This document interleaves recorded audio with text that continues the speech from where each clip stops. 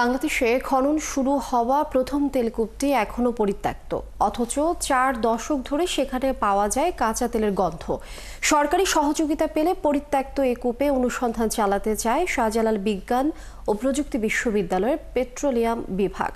এদিকে দেশে রাজনৈতিক সরকার গঠন হলে গোটা বাংলাদেশে তেল গ্যাস আহরণে বিনিয়োগের কথা জানিয়েছে আরব আমিরাতের শীর্ষ কোম্পানি জেনোভা।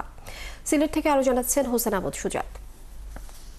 1978 সালে সিলেটের কানাইঘাট উপজেলার লক্ষ্মীপ্রসাদ ইউনিয়নের বরচাতুলের এই পাহাড়ে তেলের কূপটির খনন কাজ শুরু করেন তৎকালীন শহীদ রাষ্ট্রপতি জিয়াউর রহমান। 1981 সালের 31 মে কূপটির উদ্বোধন করার কথা ছিল, কিন্তু জিয়াউর রহমানের মৃত্যুর কারণে বন্ধ হয়ে যায় সব কার্যক্রম।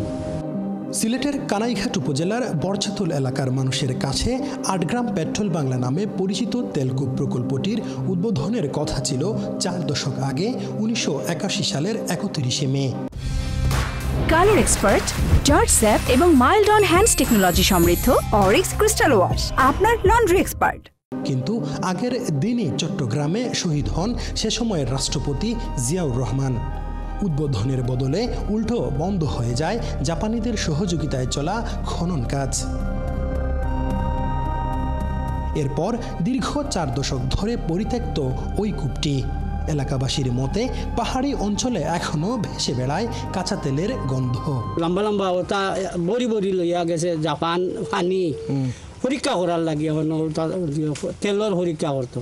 ভারতের 3 কিলোমিটার ওই যে পেট্রোল বাংলা ছিল, ওইটার তেল খনন মানে বন্ধ হয়ে গিয়েছিল। এর জন্য ওরাই মানে উনি মারা যাবার পরেই, শহীদ প্রেসিডেন্ট মারা যাবার পরেই কূপটা সাথে সাথে বন্ধ হয়ে জাপানি কোম্পানি চলে যায়। আমরা যখন ছোটো ছিলাম তখন এখান থেকে আমরা তেল সংগ্রহ করছি বা খেলা করতাম। এখনও তেলের গন্ধ করে, ওইদিকে আবার তেলের একটা মানে কূপ আছে, ওই জায়গায় আবার মানে তেলের গন্ধ করে। এখনো মাছ লাগাই যাওয়া লাগে তেলের গেরাতে, মানে 2 সাইডে রাস্তা আছে, মোটরসাইকেল যাইতে মাছ লাগিয়ে দিত। অনেক সব বিলের দিকেও তেল বার হয়, উপরের দিকে আইলেও উপরের দিকেও তেল বার হয়। এলাকার প্রবীণ ব্যক্তিদের দাবি, পড়ে থাকা কূপটি নিয়ে ঠিকঠাক অনুসন্ধান করলে তেল পাওয়ার সমূহ সম্ভাবনা রয়েছে।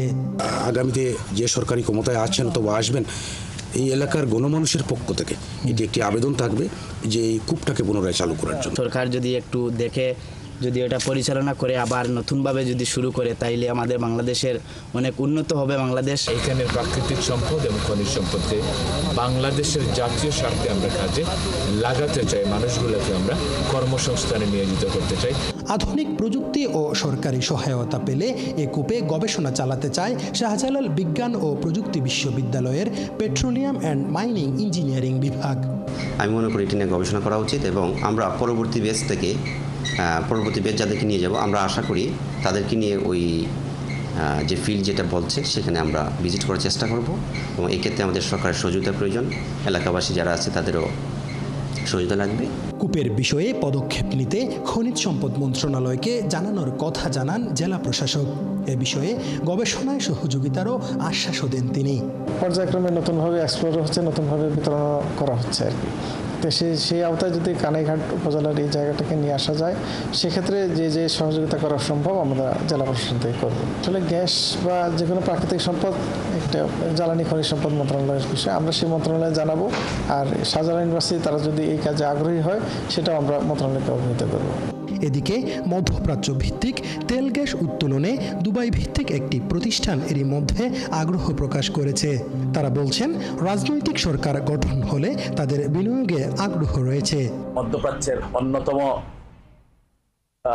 কোম্পানি জুনাবি গ্রুপের সাথে আমাদের একটা MOU সাইন হয়েছে।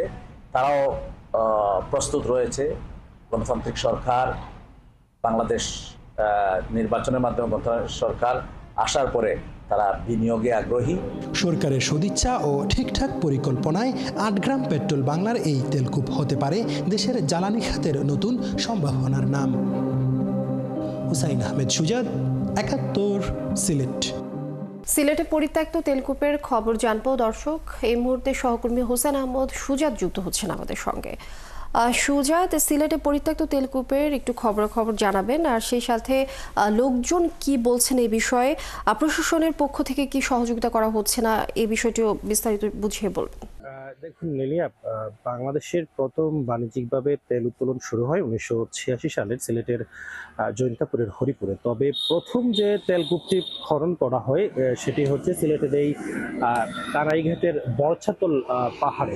এই যে তেলের কূপ যেটি রয়েছে লক্ষ্মীপ্রসাদ ইউনিয়নের বরছাতল পাহাড়ে, সেই তেলের কূপটির খনন কাজ কিন্তু 1978 সালে প্রথমেই শহীদ প্রেসিডেন্ট জিয়াউর রহমান শুরু করেন এবং তিনি যখন এই কাজটি শুরু করেন তখন 78 সাল থেকে শুরু করে 1981 সাল পর্যন্ত কিন্তু এই তেলের কূপের খনন কাজ চলে। তবে 1981 সালের 30শে মে শহীদ প্রেসিডেন্ট জিয়াউর রহমান যখন চট্টগ্রাম সার্কিট হাউসে তিনি নিহত হন, তারপরের দিন থেকেই কিন্তু এর কার্যক্রম বন্ধ হয়ে যায়। অর্থাৎ 1981 সালের 31শে মে কিন্তু এটি উদ্বোধন করার কথা ছিল এবং জিয়াউর রহমানের মৃত্যুর কারণে কিন্তু এখানকার খনন কাজ শেষ হয়ে যায়, উদ্বোধন হয়নি। তো আমরা এই এলাকাতে গিয়েছিলাম এবং এখানকার মানুষের সাথে কথা বলেছিলাম। তারা আমাদেরকে জানিয়েছেন যে এখনো কিন্তু সেই এলাকাতে কাঁচা তেলের গন্ধ বের হয়। আমরা কিন্তু পুরো এলাকাটি ঘুরে দেখেছি। সেখানে যারা আশপাশের যে বিল রয়েছে, খাল রয়েছে, পুকুর রয়েছে, সেগুলো পানিতে কিন্তু তেল ভাসছে এবং পানিতে কিন্তু কাঁচা তেল ভেসে আছে এবং এখানকার যারা মাছ রয়েছে সেগুলো কিন্তু তারা খেতে পারছে না, মাছে তেল রয়ে গেছে। এছাড়া আমরা এখানকার যারা প্রবীণ ব্যক্তি রয়েছেন, ওই সময় 1978 থেকে 81 সাল ওই কূপে জাপানিজদের সাথে শ্রমিকের কাজ করেছেন, তাদের সাথে আমরা কথা বলেছিলাম। তারা আমাদেরকে বলছেন যে জাপানিরা তখন বলেছিল যে এখানে অনেক তেল রয়েছে এবং তারা ড্রামে করে এখান থেকে তেল উত্তোলন করে তারা জাপানে নিয়ে গিয়েছিল পরীক্ষা করার জন্য এখানে পর্যাপ্ত তেল আছে কিনা। পরে কিন্তু তারা জানায় যে এখানে পর্যাপ্ত তেল আছে এবং 1981 সালের 31শে মে শহীদ প্রেসিডেন্ট জিয়াউর রহমানের উপস্থিতিতে এটি উদ্বোধন করার কথা ছিল, কিন্তু 1981 সালের 30শে মে জিয়াউর রহমানের মৃত্যুর কারণে কিন্তু এটি পুরোপুরি বন্ধ হয়ে যায়। এরপরে জাপানিরা কিন্তু কূপটি বন্ধ করে তারা চলে যায়। এরপর যখন 2001 সালে বিএনপি সরকার ক্ষমতায় আসে তখন কিন্তু ওই এলাকার আরেকজন বিএনপি তৎকালীন প্রধানমন্ত্রী বেগম খালেদা জিয়ার রাজনৈতিক সচিব আবুল হারিস চৌধুরী এটি চালু করার চেষ্টা করছিলেন, কিন্তু তিনি সেটা পারেনি। পরবর্তীতে আওয়ামী লীগ সরকার ক্ষমতায় আসলে এটি আর কিন্তু কেউ খুঁজে নেয়নি, এভাবেই পড়ে আছে। তবে পাহাড়ের উপরে এই যে স্বর্ণের খনি আছে, এ বিষয়ে কিন্তু আমরা শাহজালাল বিজ্ঞান ও প্রযুক্তি বিশ্ববিদ্যালয়ের মাইনিং পেট্রোলিয়াম ইঞ্জিনিয়ারিং বিভাগের সাথে কথা বলেছিলাম।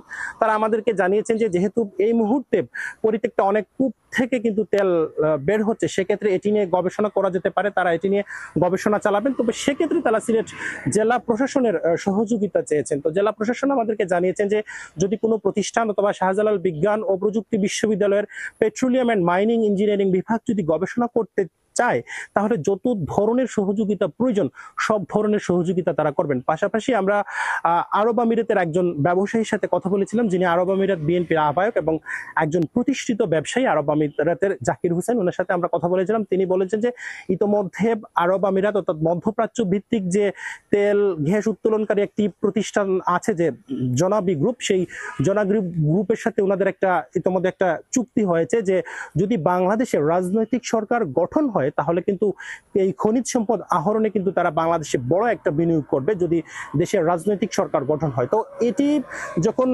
আলোচনায় এসেছে সেহেতু ওই এলাকার মানুষরা মনে করছেন বা যারা তেল গ্যাস নিয়ে কাজ করেন তারা মনে করছেন যে এটি নিয়ে যদি সরকার একটু চোখ দেয়, অর্থাৎ সরকার এই যে বরছাতলের আটগাম পেট্রোল বাংলা নামের যে তেলের কূপ রয়েছে সেটি নিয়ে যদি সরকার গবেষণা করে অবশ্যই সেখানে ভালো তেল পাওয়া যাবে বলে সকলেই মনে করছেন। লিনিয়া। হোসেন আহমদ সুজাত, অনেক ধন্যবাদ যুক্ত হবার জন্য। দর্শক, সিলেট পরিত্যক্ত তেলকূপের খবরাখবর জানাচ্ছিলেন সহকর্মী হোসেন আহমদ সুজাত।